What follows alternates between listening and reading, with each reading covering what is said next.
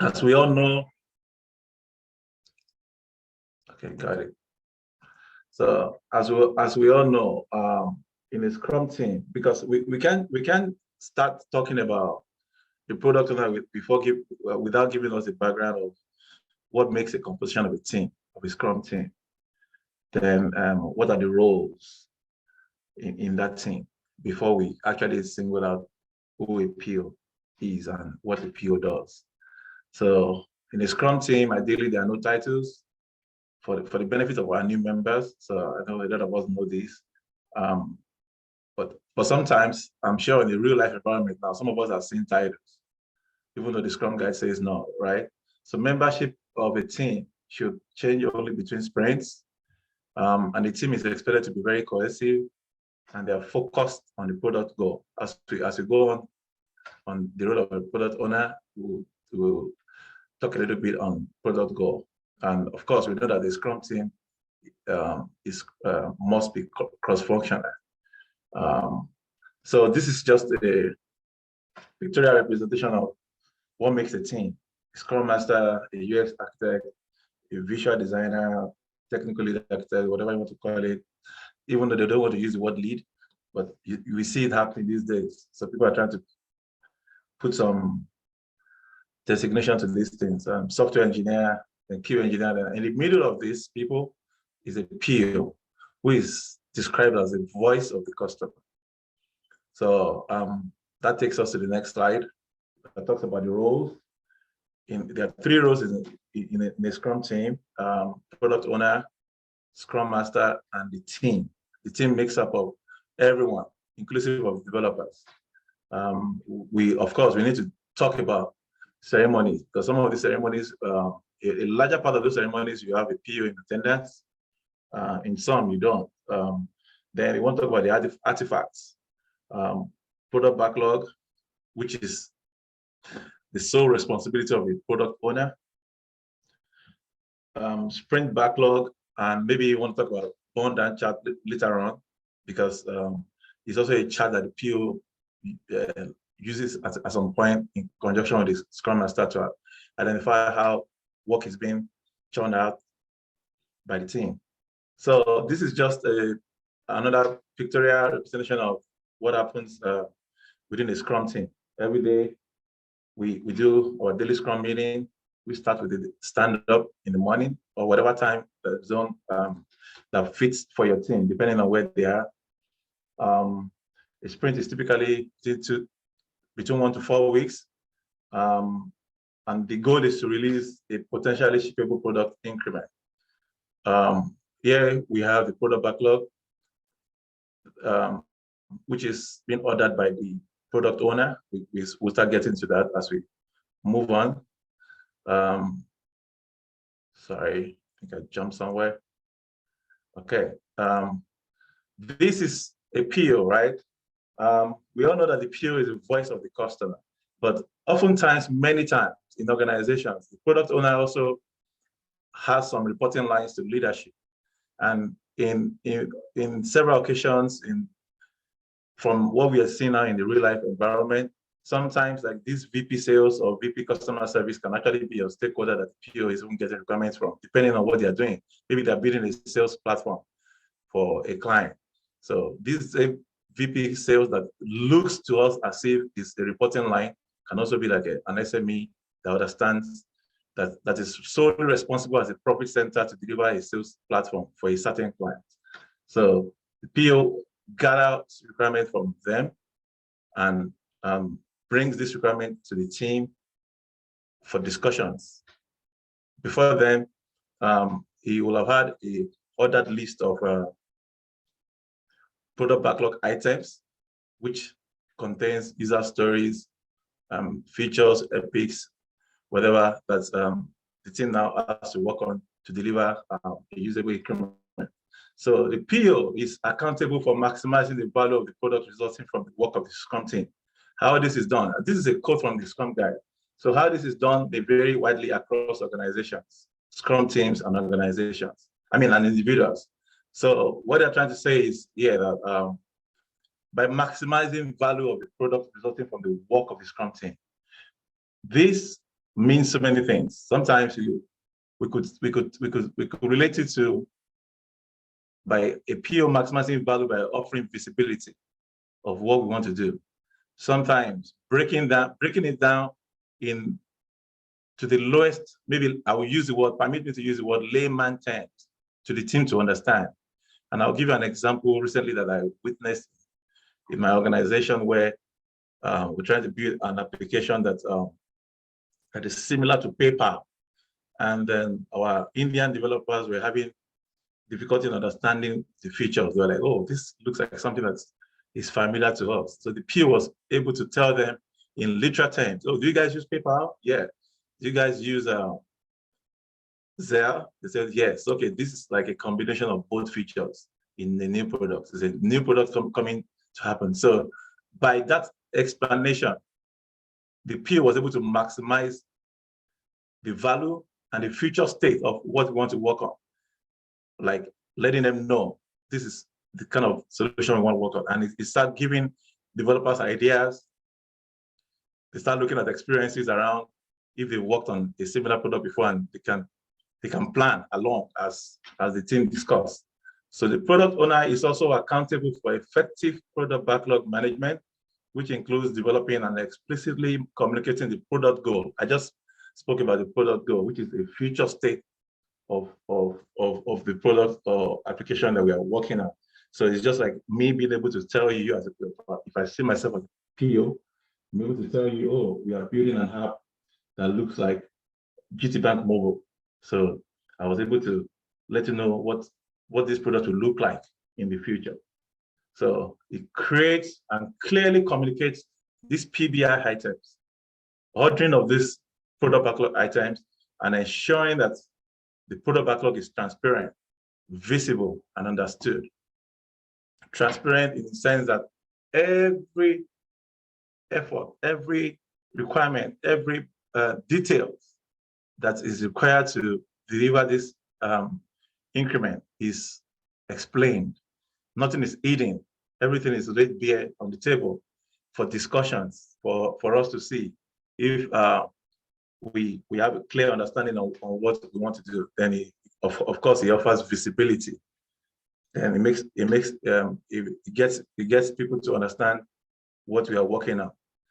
It defines the features of this product, prioritizes features according to business value.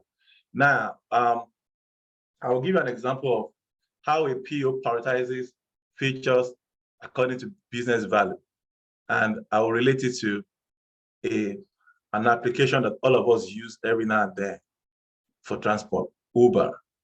Now, if you use Uber very well, a lot of us use UberX. So UberX was a feature that the developers in Uber developed for the mass market. Along the line, when they started having conversations with marketplace, started seeing what other players in the industry were doing, they realized that, okay, UberX can only pick 4 people maximum. Okay, there might be a time that Mama T, Torore, Annie, Fumi, Kunle, Masi, Coach Femi, everyone up to 6 people or 7 people needs a larger vehicle. So in order for them to attain that, they came back with some feedback from whatever survey that they did from competition, and developed another feature called Uber XL. So now there are 2 features within the Uber application that could lift 4 people or just 1 person, and there's now that could lift up to 6 people. Now, because a product backlog exists for that application called Uber, just like we say, there's for as long as a product exists, there's a backlog. For as long as a product exists, the product backlog exists, and it keeps getting evolving. So now some group of people again, Coach Femi, Fumi, Annie, they are VIP guys. They feel, oh, I don't need Uber XL. I just want to use a luxury. Then the Uber product owner goes back to the stakeholders who have gathered those marketplace findings and discover that, oh, we can actually have a luxury called Uber Black. then another product emerges, right? I hope you are following this. Hello? Yes, we are. Yes, we are. Yes, okay. yes. So I'm just trying to explain how features can get broken down into so many parts and how a product owner keeps bringing these features back. Oh, today we're going to work on Uber XL. Tomorrow we're going to work on Uber Luxury. Then sometimes some other people also feel, oh, we've got some money. We need luxury, but we want a larger SUV, not just a Mercedes-Benz sedan, 4 doors. So they went back, discussed the business value of these products as within the stakeholders and clients, and then we're able to map up kind of market that could consume this product. Then they developed another one called Uber Black XL, which is now like maybe vehicles in the range of Tahoe, in the range of 3 rows Tesla. So those ones can also serve those kind of clients. So this is how they adjust features and priorities while paying attention to business value that it brings from the marketplace. So who does this? The product owner, because it's the voice of the customer. It's the one that the stakeholder discussed with. It's the one that the business client discussed with and said, oh, this is what we want. This is what the market is saying. This is what Lyft has brought up. We are Uber. We want to do this so that we can continue to compete and continue to return investment to our stakeholders. So also, in the course of his work as a product owner, he has the right, sole discretion to accept or reject work. You might do a sprint review, which is one of the ceremonies within the Scrum framework. You could realize that the Uber XL that you did, when a client is actually trying to, a user in this time trying to book SUV, they're actually getting an XL. So there must be something wrong somewhere. Either by the time of writing code or building the application, something has there's a defect. So you can say, okay, I'm accepting this, or let's go back to the table, let's adjust. Then it decides when to release. Okay, now I realize that the NFL Combine is coming to town in Atlanta. There will be so many VIPs. They just launched their Uber Black XL at that time. You can say, oh, this time we'll generate business value. Then we can use it to announce to the city that this feature exists in Atlanta, Georgia. So it's responsible for the profitability of the product in terms of return on investment. And the way this is coined here, I'll be careful not to say responsible. I think I would rather say it's kind of accountable. Yeah, and in doing this, it's in his role, he's trying to work in line with the stakeholders and identify what actually brings business value to them. So he's not like totally is responsible for that. So next slide, please. Any questions before I move?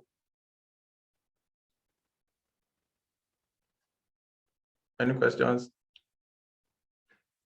Okay. The product owner may do the somebody. Okay, Rookie. Go ahead. Yeah, I heard you said the PO decides when to release. Is it the PO or the stakeholders? You said what? Who decides when to release? Is it the PO or the stakeholders? The PO, but of course the PO decides when you want to release, but he doesn't. PO will not do that without having some concurrence or confirmation from the stakeholders of if it's appropriate for them to do that at this time. Right? Okay, let's go on. So the product owner may do all the above work that we've talked about and may delegate responsibility to others.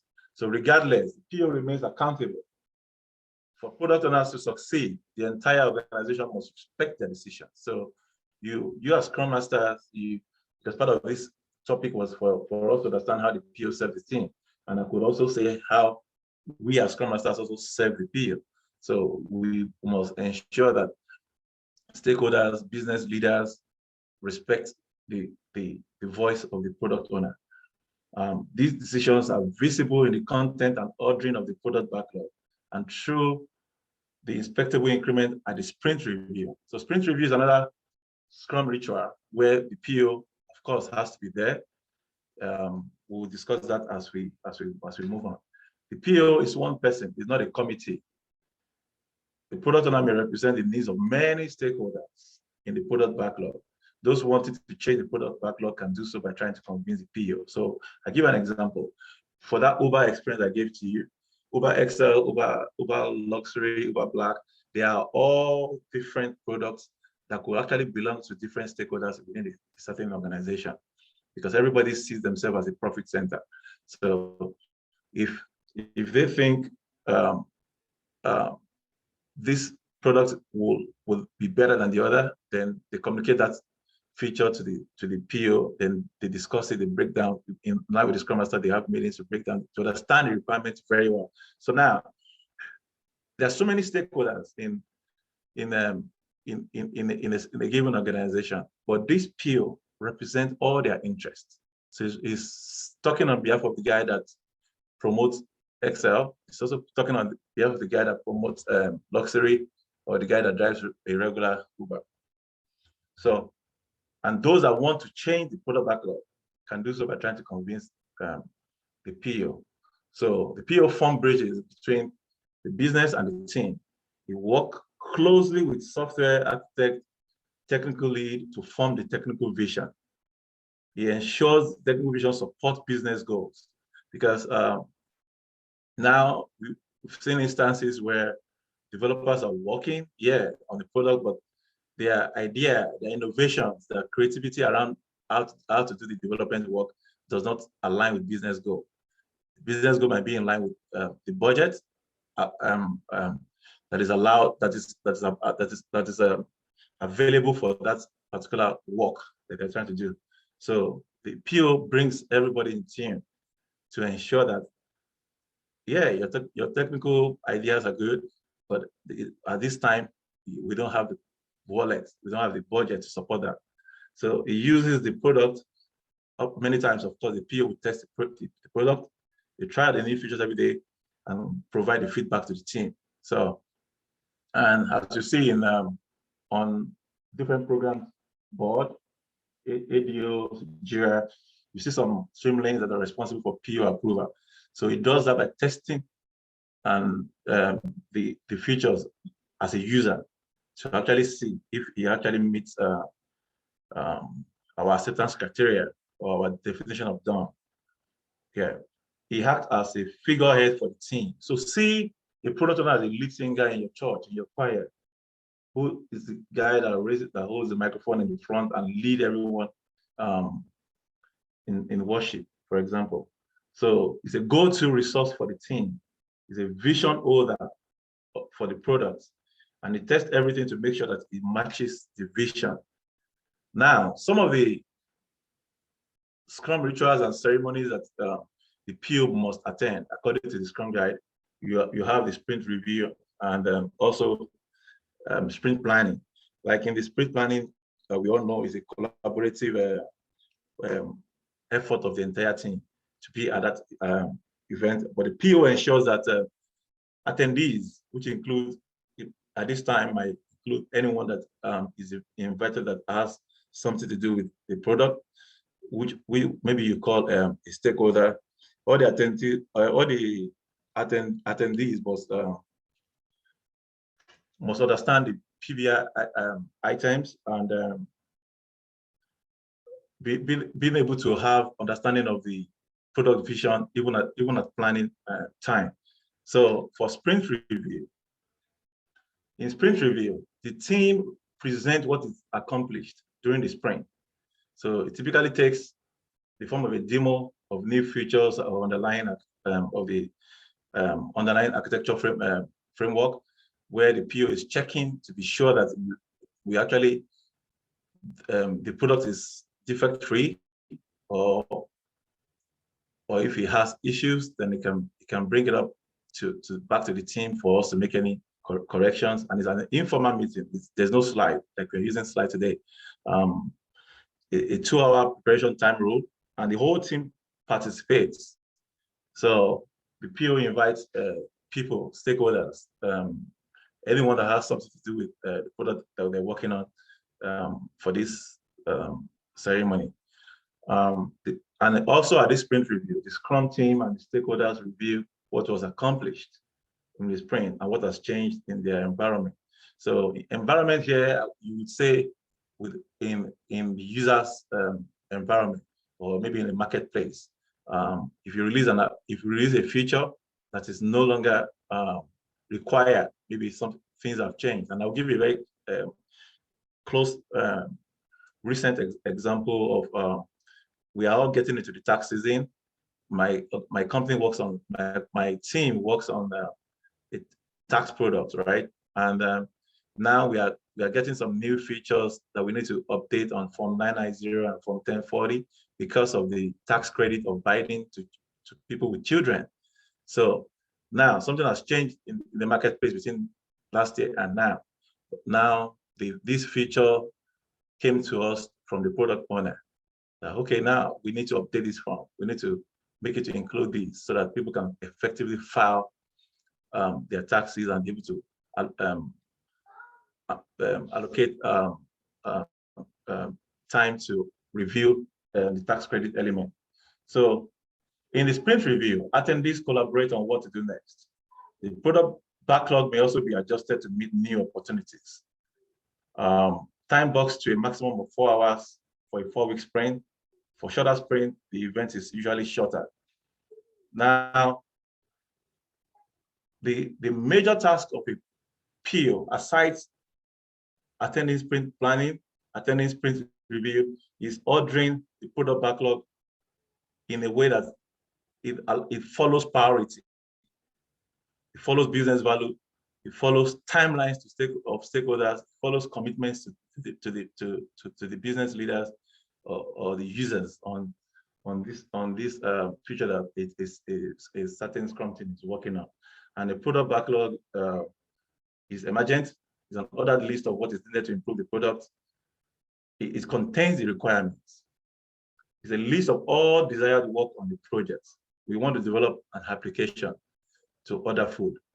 All the requirements from payments to billing to address of delivery to menu, everything in that for that ordering of food from a restaurant is contained in the product backlog. Is a container.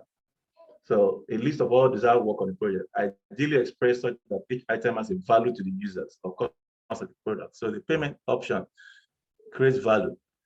The address brings a value for them to have a spot where they're delivering your food. So, and the menu also gives you a room to choose your food. So ideally expressed such that each item has a value to the users. Yeah, prioritized by the product owner. Reprioritize also at the start of each sprint. So a few times, PO might realize, oh, we need to reprioritize this backlog again, get into it and see what has changed in the marketplace, or what features do they want us to enhance, or what do they want us to remove? What is actually a need versus a want? What do we need to have now? What features are needed for short, long term? Or what are the nice to have that we think, okay, in the future, maybe 2 years down the line, we can have it, but at least let's start gaining business value. So we can reprioritize based on all this. So I'm going to show you just a sample product backlog. So as a guest, I want to make a reservation, maybe for an hotel or for a restaurant. So you have an estimate. I'm not going to bore you with this. I'm just trying to show you how this follows order and priority. And thank you, everyone. I hope that was helpful. Thank you, Mr. Shaw. Thank you. Thank you, Scrum Master Shaw. Thank you. Thank you. Yeah.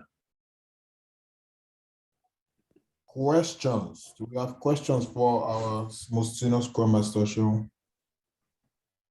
I'm not most senior. Please. So.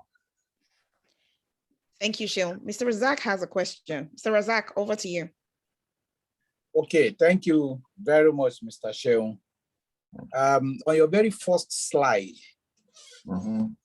I need you to go to the very first slide of the presentation. There is a phrase, a statement there that membership, when you are talking about the team, you are talking about the team, and you said membership should change only between sprints. Yeah. I do not understand exactly what you are trying to say there. Okay, we are saying membership of a team, the composition of the team, developers, QA could change. I mean, should change between sprint, not within sprint. We cannot change membership composition within a sprint. That is during when the sprint is going on. But in between sprint review and sprint planning, we can have new members. My coaches can also attest to that or correct me if I'm wrong. Because what I'm trying to understand there is that as at that time, we would have agreed the number of the sprint of the team members, both the developers, the Scrum Master is usually one for a sprint, I believe, and the product will just be one. I don't know whether we can have more than one product owner at a time. No, so cannot. So if we already know the numbers of the team members, are we saying that the developers like the QA, the business analyst, and the likes can interchange their role or what? No, within this? no. This is not what this is saying. This is relate this to a situation when maybe someone resigns during the sprint. So they are saying, okay, let's finish this sprint. Then in between, we might switch. We might have new members. I think Femi wants to talk to this. Somebody resigns within the sprint when the Within sprint is finished. Yeah. Right now, in my team now is happening. My PO resigned yesterday, 2 days ago. Yeah. So this is real life now. PO resigned just 2 days ago. We're not bringing another PO now. So I'm stepping in now from today, for instance, and the team is discussing tomorrow with me on backfilling that role quickly. Oh, okay. Right? But the team continues working. Okay. So, Mr. Razak, after the sprint down, the company is likely to get you another PO for the next sprint. Yeah. No, it doesn't have to be for the next sprint. We can continue to work till whenever they bring a PO, but it won't be during the sprint, right? Okay. Thank you very much, Jim. Yes. For me, you can say to that. You've already answered it now.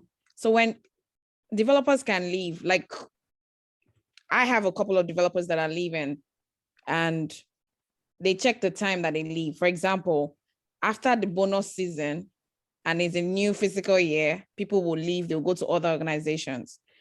But sometimes it's not easy to fill that position immediately. Eventually, the companies will fill them, but sometimes it's not easy to fill that position immediately. Yeah, and for me, I will respond again to Mr. Razak, but the team, even before somebody is leaving, we already have a way we work. We understand how we collaborate and even engage stakeholders. So you don't want to bring somebody else the next day and introducing them to the stakeholders and maybe are trying to bore people, start going over requirements, going over things that some of us already were visible. We're part of it. So it only makes business sense not to cause disruption within that sprint, to wait and do it in between. I got it. Thank you. Another call out for there is that even when people leave and you bring a new team member or to join the team, it will still take them a minute for them to catch up to what the team is working on. So that's why we give examples of you're working on a product and maybe 2 developers leave. They tell you to keep adding more people to it. Adding more people doesn't mean that you're going to get the job done faster, because any new person that joins the team still needs to understand how the team works, needs to understand how the product works. before they can catch up to pace. And guess what happens? For every new person you bring on the team, you're slowing down the other team members that are there, because they have to give time to do knowledge sharing and also onboarding too as well. So that's just an add-on. Yeah. All right, Mr. Gary. Let me quickly answer this. I think what that bullet point is trying to say is basically in Scrum or Agile, we don't want that change in team composition frequently, right? When, for instance, you don't even have to leave the company. Organizations are very bad at swapping team members. Oh, this Femi is a good developer. Okay, quickly put Femi on this team. And the sprint is ongoing. You are changing the flow, you are changing the rhythm, you're interrupting the flow of that sprint. So what they're saying is, if at all you're going to change people, let it be towards like the end of the sprint, beginning of a new sprint. Unlike some companies will say, okay, we want this QA guy to jump on this team day 4 of the sprint. And it changes everything. That person is new on the team, doesn't know people, they don't know him. Remember, for those who have taken certification, we talk about the stages or phases of high-performing teams. Teams will have to form, storm, and norm. So just bringing in members at random, or just bringing someone in the middle of the sprint, they're trying to say they don't encourage it. And if at all you have to do that, then do it towards the end of the sprint, right? Not in the middle of the sprint. And I think mostly for product owners, in some companies, a product owner is on the team, they see, okay, let's bring in another product owner within the organization in the middle of the sprint. It doesn't make any sense, because product owner A wrote the user story. You now bring someone in the middle of the sprint. You that did not write the story cannot accept that story. Your language is not, you're not the one that put the acceptance criteria. So that's what they're saying. Wait to the end, bring someone new from the beginning of the sprint, let that person be the person that wrote the story and accept the story. So that's what the slide is trying to say. Then I would like to collaborate what Coach Femi just said now. And this feedback too can serve as a real life example for people doing interviews. And it's currently happening in my team. Now, prior to that PO resignation 4 days ago, we were having more like, I would say an appraisal. Some leadership guys reached out to me and the PO and said, okay, let's appraise your team without them being there. So while we were talking about a particular developer, we said, and it was something that I said, the PO said it, so they realized that we're uniform, we understand what we're doing. This particular developer is tired of working on some of the applications we're working on, because it keeps telling us that it needs newer projects with newer technologies, like projects that involve Angular upgrade, .NET platforms. He's tired of working on old technologies, because the guy is fresh from college and is super smart. So he thinks he should not be working on something that cracks his head. Now, the reaction of leadership to it was to immediately say, okay, if it doesn't fit into your team now, even during that sprint, they said, we have another team want to move into tomorrow. So how has the Scrum Master said no? Because the guy has not complained to us that he's tired of the team. He has only told us that he would prefer to work on newer technologies. So that's a real life example of how you as a Scrum Master this time around stood against that move. I was like, oh no, we cannot have this. We cannot have a change in team composition. Exact language that Femi used now. That's exactly what I gave back to the VP and said, okay, yeah, let's keep continuing. When we went back to the guy, we gave him the feedback too. Said, oh, not that I'm complaining, but I think I'm really smart. I'm good with calculus. We are doing this is a tax application that they do a lot of mathematics. But he really wants to do something new. So, but we resisted that change. They were just taking him out, and he's our best guy. And he'll have caused a lot of gaps immediately, because he does a lot of frequent knowledge transfers. Thank you. Thank you very much, coaches. Thank you. So please, for those interviewing, those are the real life examples of a PO that resigned just 4 days ago, and a team that they wanted to move somebody because the guy was tired of working on older technologies. It's a real life example that you can use, and people will believe you.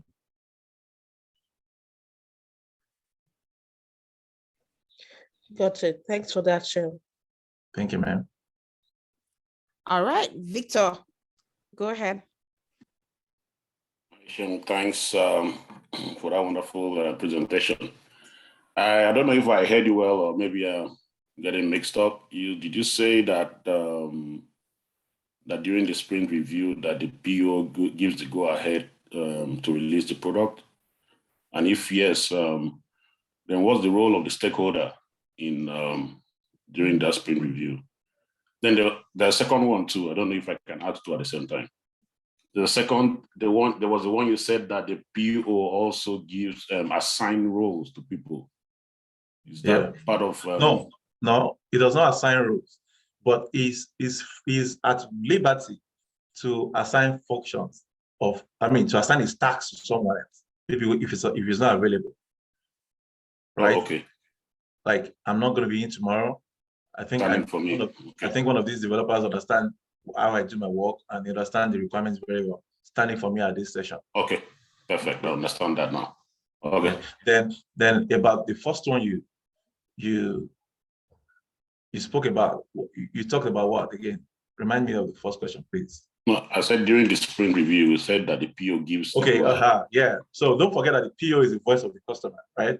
And stakeholders are our customers in some instances. Like me in my company, my stakeholder is my customer because the way my company is structured, the stakeholder is actually is wearing two caps. He's an employee and he's also a shareholder.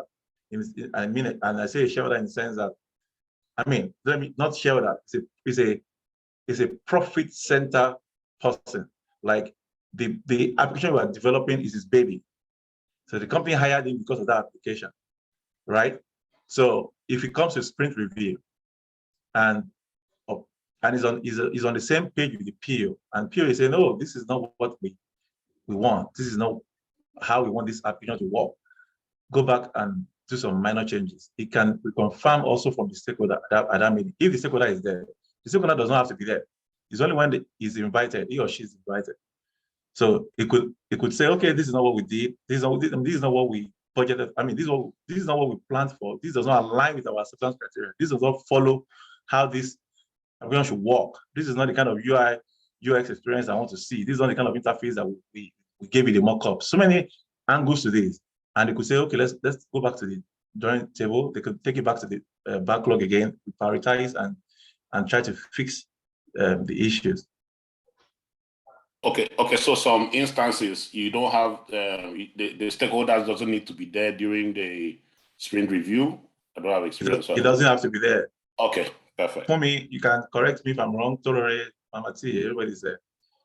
Coach Femi too can. Yeah, so I think we always mistake these stakeholders and stakeholders so much. We give stakeholders too much of attention. I think the reason why we invite stakeholders is for the need to know. It's even need to know basis. No, not even need to know. It's more from a transparency standpoint, right? If I run a company, I have 10,000 employees. Let me even 10,000. That's too many people. I have a small business, 100 employees, right? If I have decentralized decision making, I allow maybe the regional managers, district managers, whatever they are, I give them the overview to employ people. I don't have to sit in every interview before they hire people, but I want to know how the business is doing, the health of the business. So I want to be invited to maybe a monthly status update call or the update of that region and things like that. Stakeholders are just there for come and see what we are doing. All right, don't be in the dark. And then, of course, stakeholders have the opportunity to give feedback, but they don't have the overall say.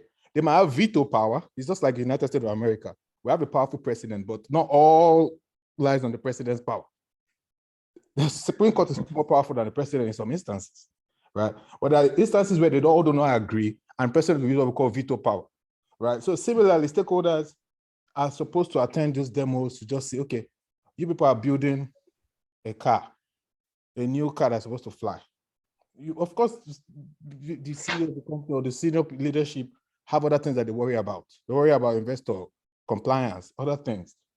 So if they attend, maybe they want to just say, okay, let's see what they're doing to give them kudos If there's something that they think is against the company policy, yes, they can chime in.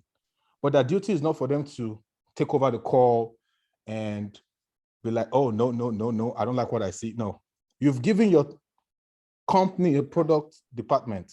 Product have come up with their own ideologies, their own market research. They went ahead to build a product. You, a stakeholder that are not involved every day, cannot just come on a call and decide to change everything because you think you don't like that color or that color does not make sense. No. So let's not give stakeholders too much of attention as if, they can just change course of everything. The product owner, like the name suggests, is the owner of the product. The product owner is the final say. Yes, he might have managers he reports to, senior people, leadership, vice presidents, and all of that. And from time to time, they may have input. But the product owner is one that says, we're going to production, we're not going to production. That is why you have to give any company that is serious about agile, you have to give product owner what we call autonomy. A product owner must have autonomy to make decisions. In fact, some decisions that his bosses will not like sometimes, but you must give him that autonomy to make those calls.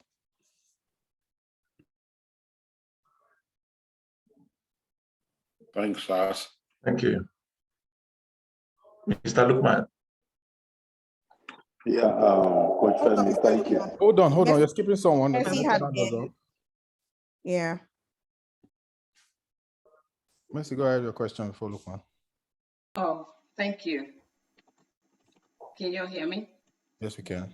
Yes. Thank you so much. Thank you so much for that presentation, Cheryl. I was taking notes during your slides. Please forgive me if I got this wrong, but on one of the slides, you said that the product owner also tests everything to make sure it is defect free. Is that okay? So my question is, does he then play a dual role of product owner and tester? Okay. I will answer that from my own team real life example. Yeah. So my PO is actually technical and can do even QA functions. So and that's why we say Scrum is just a framework. It's not like a prescription, like a medication that you use this or you die. If you don't use it, you don't die. So it now depends on the kind of the cross-functional skills that you guys know that you have within your team, and how you're able to ensure that every member of the team contributes towards the business value, the increment that you're working towards. So most POs will, I've seen, I may be wrong, Femi and Fumi may correct me, but most POs I think are very technical.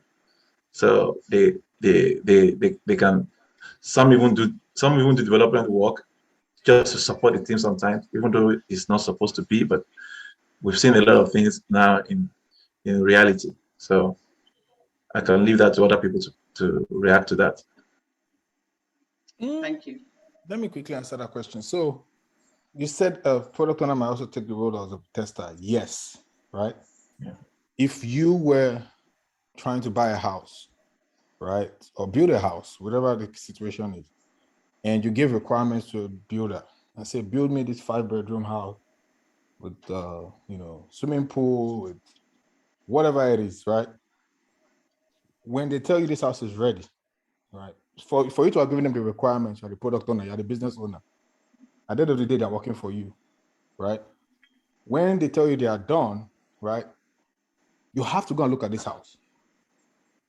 The point where you turn on the heating to be sure that you want to see if the house can get hot. The time that you turn on the AC, if you're in the summer, and you want to see how cool the house can be. That's you testing, right? You're testing that the requirement you give them and the finished product, right? But I would not say it in the sense of as a quality analyst person. As a product owner, you're not a quality analyst. But product owner must be sure that the product works according to the acceptance criteria.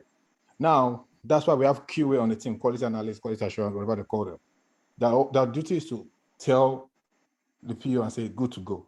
But as a PO yourself, you actually have to test that product.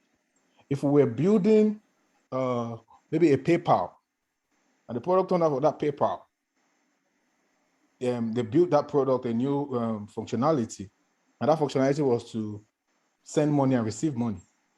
Before you release it to your customer, you as a PO yourself, you have to do your own testing, even before you accept it, actually.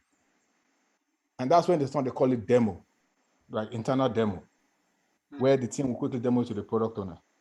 But the product owner himself or herself should or can also go and play around with that product themselves. And just even test it. People say they worked on this. Let me see if it works. It does in what they call staging environment or pre-prod. You want to test if this thing works as it's expected to work. Just because you're a PO, but the PO's role is not doing all the testing. No, you can't possibly test everything. But a PO should do, let me see how this works. It's like buying a car too. You know, before you, I mean, at least I'll speak from modern day cars. They allow you to do a test drive. They call it test drive. Doesn't mean they're going to test if that car is going to continue to work. That's how they do 7-day return or guarantee or warranty, whatever they call it. But a test drive is just for you to just feel like the car moves and accelerates. Doesn't mean you're going to test if the AC works 100% or the heating works. No, you can't do full testing as a product owner. You can just do barest minimum. Thank you, Femi. Thank you, Coach Femi. Lukman Adetunji should be next, right?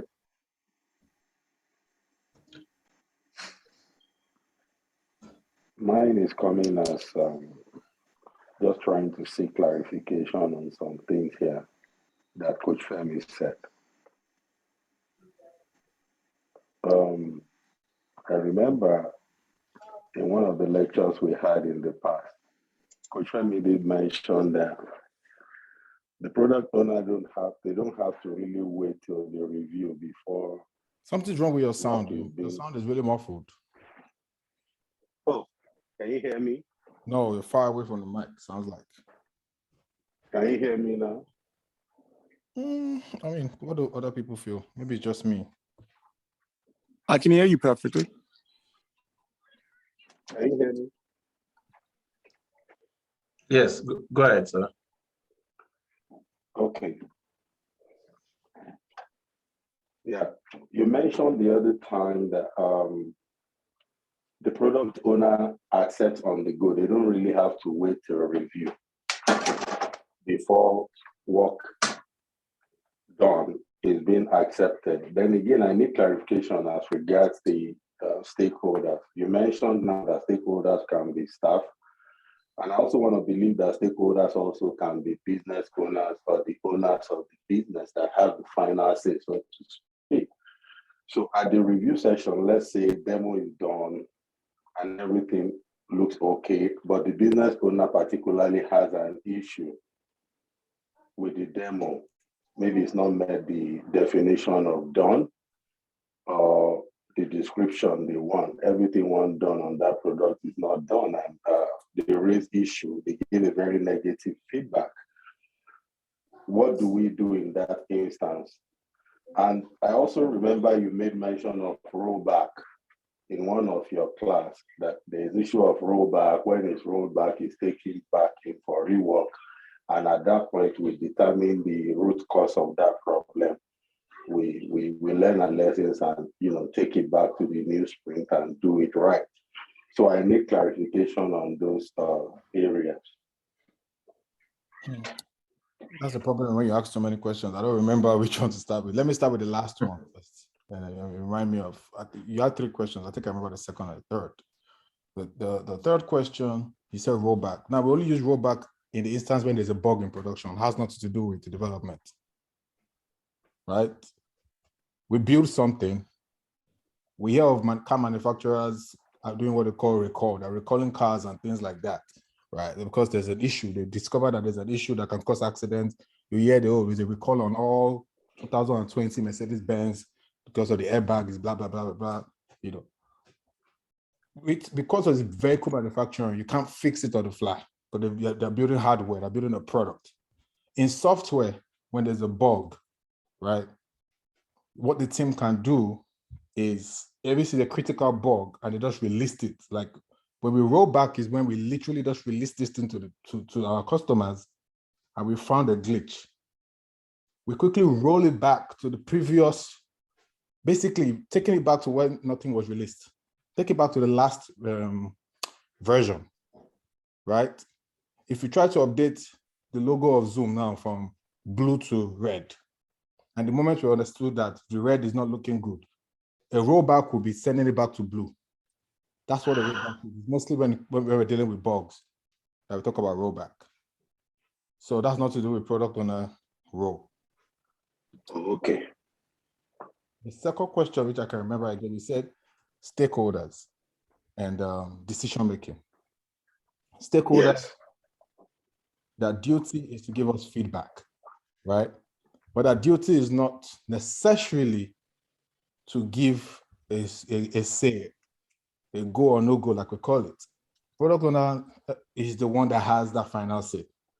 Now, stakeholders can, in some instances, where something was built and it's absolutely wrong, against the company's policy, at a risk for compliance, and the stakeholders on the call pointed those things out.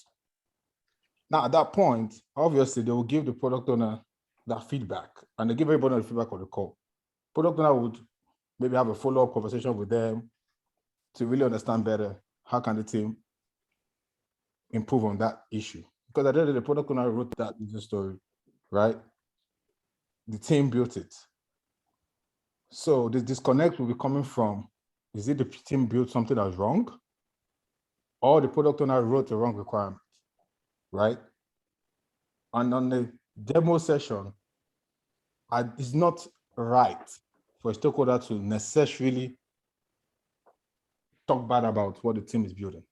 They can ask questions, clarifying questions. If in their mind, they're doubting that that product or that feature or that whatever it is not good to go, then they can give that product owner feedback.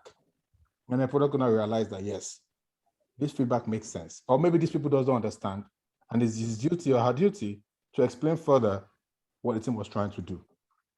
So like I said, stakeholders, we shouldn't give them that much attention when it comes to the decision making, right? It's almost at last minute, like literally dying moment. We invite them to the demo. Most of the reason why we do that is for transparency. The other parts why we do it is for them to give us feedback, negative and positive. Sometimes the feedback might be negative, doesn't mean the product will not go ahead.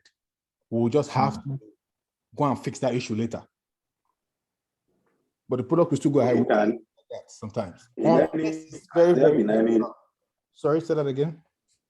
Can there be any situation where such feedback might lead to non-release of that product for any reason in practice? I mean, critical things happen, right? Things happen on the fly every day in the company. I would say yes. For compliance reasons, yes. Okay. Where, for compliance reasons, we can't release a particular product. For instance, now we're going into tax season now, right? Most tax preparers, most tax softwares, everything is on their eye right now. They cannot make mistakes at this point. They can't wrongly compute people's taxes. So any company building the tax software, these periods are so busy for them because of issues of compliance. So if the company that builds tax software, these people are building something and the tax code changes all the time. So maybe there was an error, okay, for a business standpoint, prior to 2020, you cannot deduct meal 100%. Now they changed the tax code and said, every business meal you eat, you can deduct 100% of it. And the software still calculating based on 50%. And a stakeholder is on the demo and they're demoing that software and it sees that this is wrong.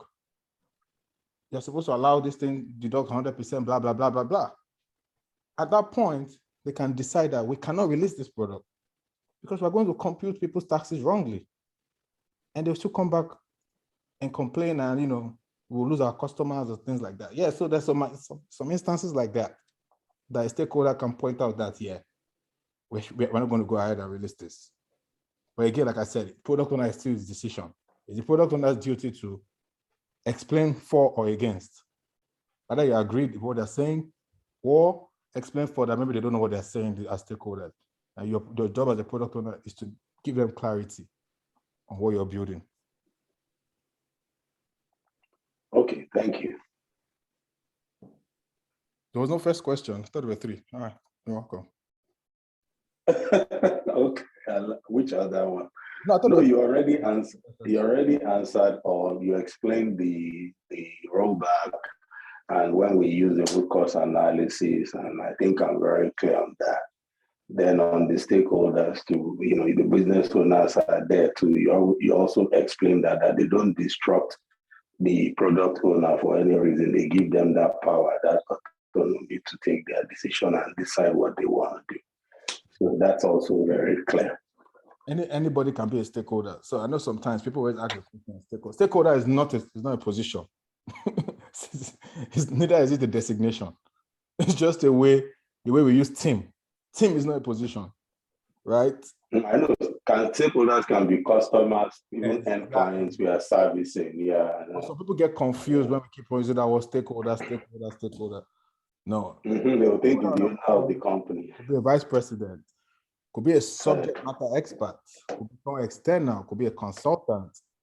It's people that have, again, need to know basis or have some level of involvement in that product can be stakeholders. Most of the time, stakeholders are always quiet on the call. All right. So I believe that, and I also mentioned that for product owner, they always accept the product on the go. They don't wait till the review day before they, That's the first question. Yeah, so what we're saying accept on the go, we're basically saying we have 10 days for a sprint, 5 working days each, right? Your team have 20 user stories in the backlog that they prioritize, that they want to work on in the sprint. They're not going to wait until the last day of the sprint or the demo before product owner accepts all those 20 stories, right? Team is working every day. They are finishing their work, at least on a daily basis. So we are a team of 5 people. It's like I'm cleaning a 5-bedroom house now, and the owner of the house is in the house, right? How does it work? I mean, I speak from my own cleaner that cleans my house.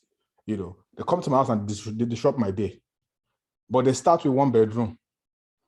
And when they start with the master bedroom, okay, they don't let me know they're done with the master bedroom. Can they now come and clean my office and things like that?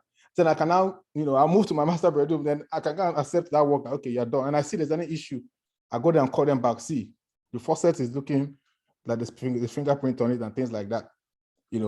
That's me accepting the work as they're doing, so I can quickly give them that feedback immediately, right?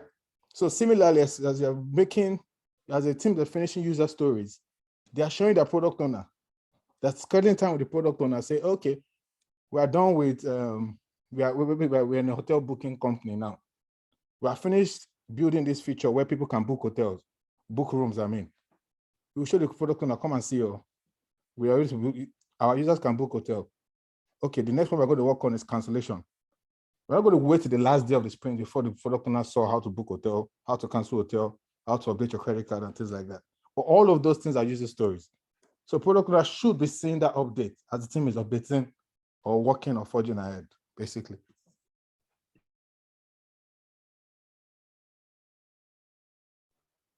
Thank you so much. Hey, Smith, go ahead. Sean, take over your call. Sorry. I was going to also say to you, collaborate what you said, and maybe we should have a session to show people different scenarios of who a stakeholder can actually be. Because you mentioned something just now, that stakeholder could be VP, it could be the business client, it could be subject matter expert, and I've seen all these scenarios that you just said in my company. So I've seen a stakeholder who was hired because he owned a consulting company developing a particular technology. And my company wanted to own that technology because they have clients that could buy into it. So they went into partnership. That guy is a stakeholder. I've also seen a stakeholder who is an SME, who has stayed so long in the company and understand almost every product. And most times on calls, they just keep quiet. The only thing they do is give you requirements, tell you how to do it. just like you said, that most of they keep quiet on call. So I think people should have different understanding of the variants of stakeholders. Just like I shared in the deck of those guys, VP sales, VP marketing. It may be VP marketing for the company, but developing a marketing cloud solution, leveraging AWS or Salesforce, and is a stakeholder. So that people should not have it like stakeholder is like like everything. So I think there should be a session that maybe you and me can coordinate at some time, get somebody else to talk about variants of stakeholders. So people will know that stakeholders is they are just like us, like regular human beings. Thank you. Thanks, Sean. Thanks. Hey, Smith, go ahead. Yeah, you did mention that in the absence of the PO, he or she can designate maybe one of the programmer to take over. I also understood that sometimes the Scrum Master work hand in hand with the PO while working on the backlog. So my question is, who would be the ideal person to replace the PO in the absence of the PO? Would it be a programmer or the Scrum Master?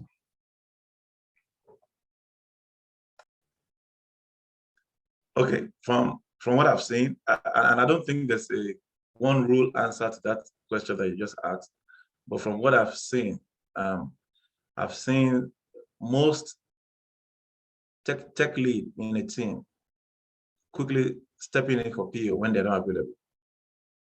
Maybe because of their familiarity with how the PO works, or their familiarity with the application of the development work that we're actually doing. So as we know, it's an anti-pattern for a Scrum Master to step in as a PO. But sometimes it happens in organizations, right? But I think the ideal person would be someone within the development team that has insight and more understanding of what they are doing, and understand also the requirements that from PO perspective. Someone who discuss almost every other time with the PO. All right. You said it all, Sean. Perfect response. Thank you. Thank you, sir. Smith or Ebele. All right. It's like Sean, from your computer side, you missed some people. Mama T's hand was up before Ebele, yeah. Oh, sorry, Mama T. Sorry. I quickly raised my hand. So what does your tech lead do for the PO when the PO is not available? In my team? Yes. Just like what I just said, the tech lead understands almost everything the PO does. In fact, 4 days ago when the PO said he's resigning, I could easily see that this particular tech lead guy can step into his role. But that's not a call for me to make. We'll be discussing that tomorrow. But I've seen instances when the guy was just on PTO the time ago, when he said he's traveling to Michigan and he wasn't going to be available for 2 days. The tech lead was even attending all the stakeholder sessions that we already have in our meeting cadence, and was able to communicate easily with these guys. And it was even much easier for him to listen to the stakeholders properly and gain more insight. But oftentimes, but in my team, the PO and the tech lead, they're almost at the same level of technical knowledge. So okay. Yeah, that's interesting, and that makes sense if they're all both on that level, because not all POs, some POs are really, really technical. But I asked that question because I didn't even know that it's an anti-pattern for a Scrum Master to step into the PO's duties, because we work hand in hand together. And what does he do? Mostly he attends the stakeholders meetings, which I do as well. And sometimes he's double booked. So he attends one and I attend the other one, and I take notes because I know after the meeting he's going to ask me, so what did they say? So I take notes just to know. I may not even understand some of what they're saying, but I take notes to give him an update. And when he's not available, for example, during backlog refinement, is the one doing the backlog, all that stuff, I can do that. So I was just wondering what is so technical that he does that a tech person has to step in to do. And I didn't know it was an anti-pattern for me to do his job. So, so what about the working hand in hand? Not from that context that you just described, that's attending meetings. No, the Scrum Guide says, I mean, Scrum Guide is like the Bible to this to Scrum, right? So it says the PO can only be one person, not a committee, right? And Right.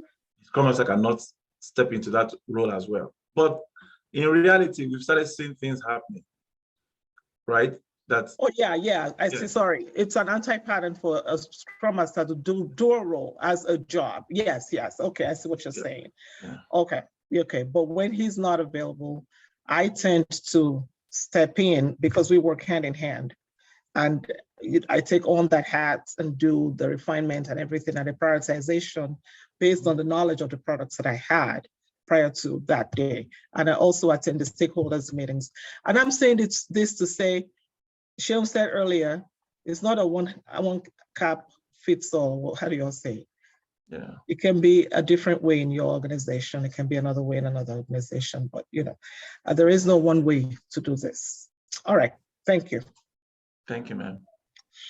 Hey, Billy, is that the next person? Did I get it right today? Yeah. So just to follow up to what you mentioned about the assisting the PO being an anti-pattern. So for the purpose of an interview, should we be stating reality or should we be sticking to the Scrum Guide? For example, the Scrum Master assisting to write user stories, is that supposed to even come up in an interview? That is not an anti-pattern.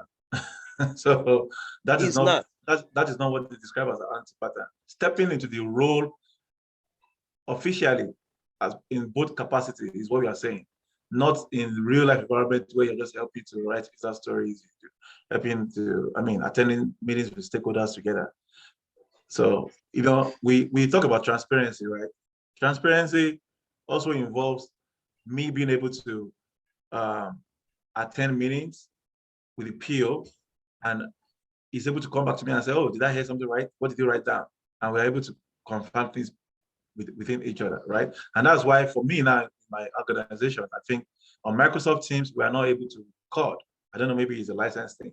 So if I needed to document things, I do it on Zoom now, record it and put it in SharePoint. So anybody can come back to you later on in the future, even when I'm gone. And so stepping it officially is what the issue is, not helping, not occasional helping. Of course, if you have a good relationship with your PO, you can always help. It doesn't hurt. I think Does that answer your question? And a question Okay. from, and I really want to address your question as well, because you said in an interview, should you quote Scrum Guide or reality? I think every interviewer just wants to understand your approach. An interview is not, like I said, Agile is not right or wrong answer. They just want to understand where you're thinking from. And if you do know your Scrum Guide, then quote your Scrum Guide, but say, however, always remember there's that however, due to situations varying per organization. Like with a number of organizations I have worked in, I'm even fed up when I see, we go this route. Like someone asked a question in the group today, estimate bugs, not estimate bugs. I've been from an organization where we used to estimate it, and I moved to another one that we did not, and another one we started doing again, and back and forth. Now, if someone asked me that question now, what would I give them as the answer? It's just your mindset they want to understand. What would you think? What would you do? Remember, I just got to tell them that in your experience. So that I always quote in your experience, always quote according to the Scrum Guide. However, they just want to see how you think, how you reason. And when you speak that way, they'll be like, okay, you didn't put yourself on the spot. You just clearly said what you noted. You stated what you knew. And you noted that in some places it is done like this, but it's wrong, or just they want to just understand your mindset around it, right? So if Scrum Guide says yes, Scrum Master must not be a PO, state it and say, but in some organizations you see where the Scrum Master steps in, and then they want to know how you feel about it, right? I mean, I always say how I feel about it. Scrum Master should never step in as a PO. I usually just say it's like in the airline industry, like air hostess trying to fly a plane, even though the pilot is there. His pilot is not out there. Will the air hostess be able to get into the cockpit and can fly a plane? No, right? The Scrum Master knows what he does very well, and the product owner knows what to do very well. in the interim where a product owner is sick or on vacation, somebody steps in, right? And that person that can step in will be mostly a developer on that team. In some companies, you have a BA, like Lisa just put it in the chat. You have some BAs, and BAs, most product owners came from a BA point. Most product owners you see today, product owner is not a role that existed 10 years ago or a couple of years ago. No, people matured into product ownership as a role, as a title, as a position, whatever it is. And it always came from a business analysis standpoint. What do BAs primarily do? They write requirements, they gather requirements, they collect the requirements from the business standpoint and are able to communicate to the technical people. And also technical people giving BA some of their technical analysis, and they can communicate it back to the business, you know? So you see most POs grew into that role from a BA standpoint. And that's why you might see some POs not having any technical experience at all. They're very business driven. While you might see some POs that are very technical. Of course, there's some POs too that move into that transition into a PO role from being a lead developer. They used to be former programmers. They got tired of writing code and they decided to go into product ownership role, and then they prefer to just, you know, come up with business solutions and all of that. They don't want to write code anymore, but they are technical in their thinking.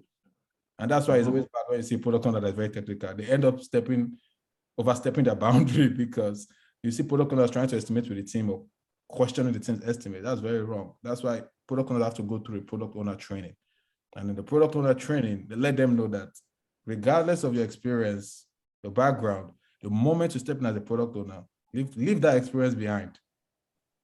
You know, you're not going to team within refinement and then you're there trying to tell them how to build it. No, that's no longer your role. Your role is the what and the why, and the team tell you how to do it. It's not for you to tell the team how to. And I would like to also say to that, two things. Femi spoke about how we can be, I will use the word crafty in being careful about, so that you don't sound too edgy on Scrum Guide. You don't sound like book. You want to state situations that sound like scenarios. So please, let's know that flexibility, your creativity is what interviewers are looking out for. Then Femi also said something about the last thing he said was around the product owner coming from a BA background, and that suggests how technical they can be sometimes. And now I remember, yeah, the one you mentioned where a PO can, because of his background before being a BA or maybe formerly a developer, overstepping his boundaries in the team, like even suggesting estimates sometimes because he understands what they want to do. So it's now your role as a Scrum Master to be careful around that area, because you can actually be doing that in the positive rather than you thinking that it's negative. You might be doing it to help the team also. So we just have to find a balance. Like they say, whatever is not broken, you don't need to fix it. So if the PO actually is interfering in estimation based on the fact that he has worked with these guys before as developer, before they transition him into that PO role, you can just have a go of having some one-on-ones with him and letting him, just trying to let him know that, oh, I would rather prefer developers to solution things by themselves. But if you realize that it's kind of reactive to you or he doesn't like it, you have to watch that. So for me, everything about this job that we do is all about approach. And it's about our ability to observe the next person very well, the kind of person they have, so that we don't sound combative, we don't sound like a Scrum police. Like you're just working on book. Yeah, so please, we just have to be creative and crafty. Like I saw a quote some time ago on LinkedIn that says, interviews between two liars, person interviewing you and you that you're being interviewed. So just create that way of managing truths. That's funny. Yeah, but that's the reality. So Annie, no, before Annie, I think Lisa was raising up her hand, but she dropped it. Okay, I think she dropped the comment already. So Annie, you can go, sir, or ma. Thanks, Sean. This is just really a follow-up to Ebile's question when it comes to interviews. And I think you've somewhat answered those questions I had in mind. So basically, it's, are you gonna, project rigidity when it comes to adhering to the Scrum Master rules, or the Scrum Master Bible? Or are you gonna, project that you can be very flexible? Now the question is, how do you determine where the company really stands? Are they looking for someone who's gonna really, adhere to the Scrum Master rules and then really coach them and lead them as an organization to become more agile? Or are they really looking for someone who's gonna be just like flexible and just step in or fill in for certain roles, even though we know that's not the most ideal thing to do on a regular basis? So how do you effectively read the interviewer, or actually come in having a sense of what, they might be looking for, so you go, for lack of a better term, be a more effective liar on the interview, I guess. But since it's between two liars, I guess, but just basically, how do you read them very well in order to give the best answer, give them the answer they're looking for? I would try to answer this, and our seniors in the house can also try to give you some feedback. But I would say, number one, you're interviewing for a Scrum Master role. So that in its own tells you that they want to check your flexibility. It's not a project manager role where they want you to come and drive innovation or drive change by force, right? So rigidity is out of it when you are interviewed as a Scrum Master. So they are not expecting you to come and be forceful on the team. They rather want you to be a coach, an evangelist of Agile, someone who is able to help the organization have a mindset shift in how they do things. How somebody who is going to come in and understand their culture quickly and see where there are room for improvement. Somebody who will do all this change, growth, coaching, whatever you want to call it, in increments, just like we are delivering value also in increment.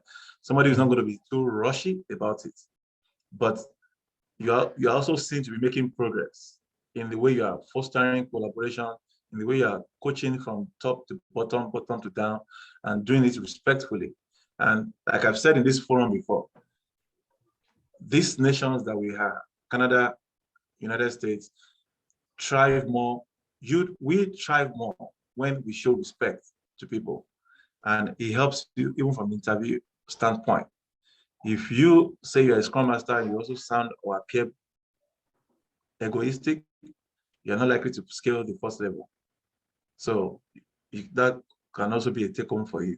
So from your interview standpoint, please have a mindset of flexibility. But you are also a change agent that will cause a positive. You'll be a value add to the company, and you don't just tell these things like you are reading it like be a value add. You will say things that you've done in time past in the same role as Scrum Master that has caused this positive change, that has impacted on this throughput or velocity, whatever you want to call it, that has productivity, flow. So like I was chatting in the All Becoming Agile during the week that interview is now going beyond come and tell us about velocity now. They want to talk about flow. And maybe for another time, I'm sure Coach Femi will have seen this in the industry. The recruiting industry is shifting towards more flow. If I can download our Scrum Master interview career path and interview guidelines that just updated last week, you'll see that the Scrum Master that we're going to be interviewing now, they want to start hearing them talking about flow, talking more on Kanban related. Is now looking like most of these applications that all of us are developing are working, are supporting, are coming in as support tickets now. people are not really developing new things. They're just supporting an existing structure and building on it and doing enhancement.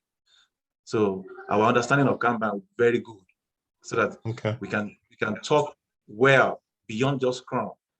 How you are able to identify the best framework, the best methodology for your team to work with, or even a mix of them, like Scrumban, So this might just help you also. These are just Lambda, so you can just take it like that. Understood. Thank you. That's helpful. Thank you.